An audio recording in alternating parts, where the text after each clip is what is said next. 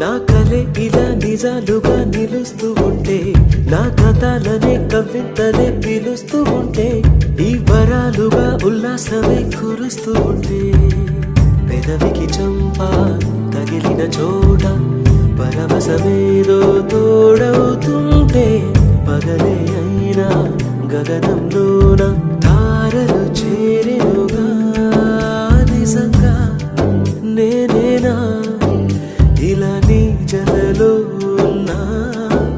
ఇదంతా